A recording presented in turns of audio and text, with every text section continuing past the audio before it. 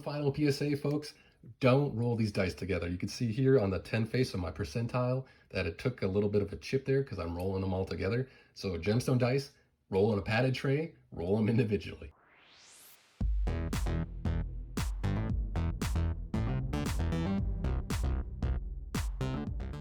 Hi everybody, Dice Crazy Dude here. Today we're looking at the last and most expensive option in Fanroll Dice's Misfit Mystery Dice series. This is the Misfit Gemstone set.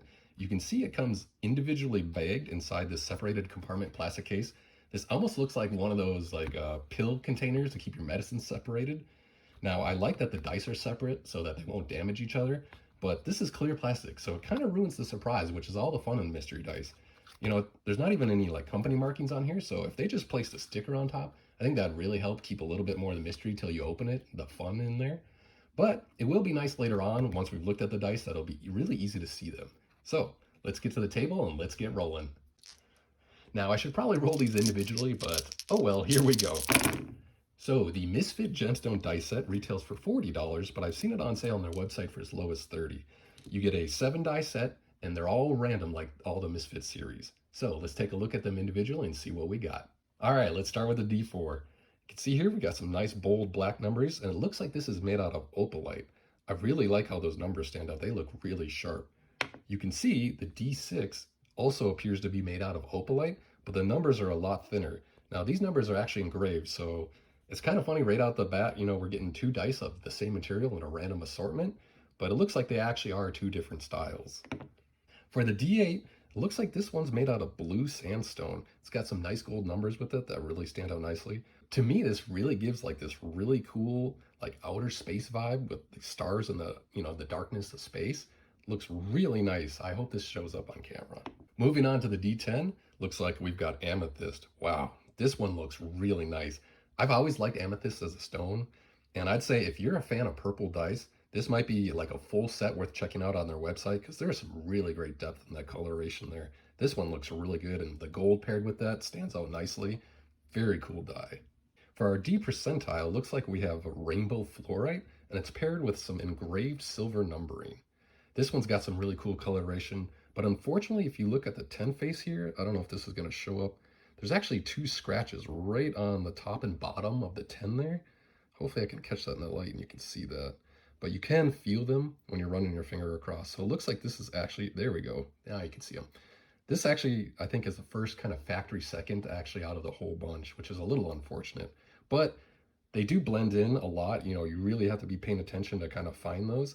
So it's not as bad as it seems. The D12 also is rainbow fluorite, so we got another double up, which is kind of strange. I don't know, maybe that's more common than it would be. I didn't think it would. Again, paired with that silver numbering. On both of these, that silver numbering blends in a little bit, especially at a distance, so I would have chosen something more like a white. I think that would stand out a little better. And the numbers are a little thin, which doesn't help. But otherwise, the stones themselves look great.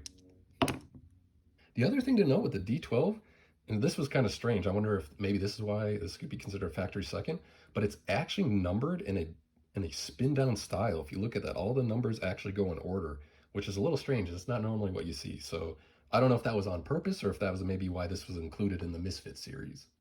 Last but not least, we have the D20. Now this one is actually made out of labradite.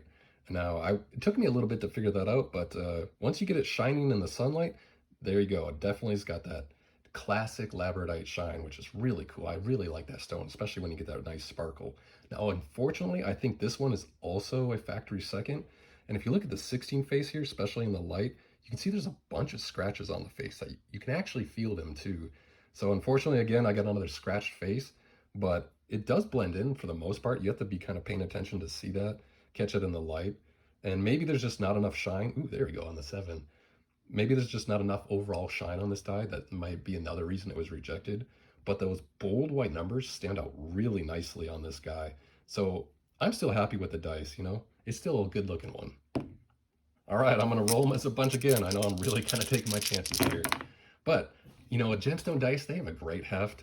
You know, they're really nice and pretty. Like, that's the reason you want to buy these. So I think if you're looking at a Misfit series and you want some mystery dice that are a little higher end, can't go wrong. Actually, I think this would be a really good way if you're kind of curious about some of their sets.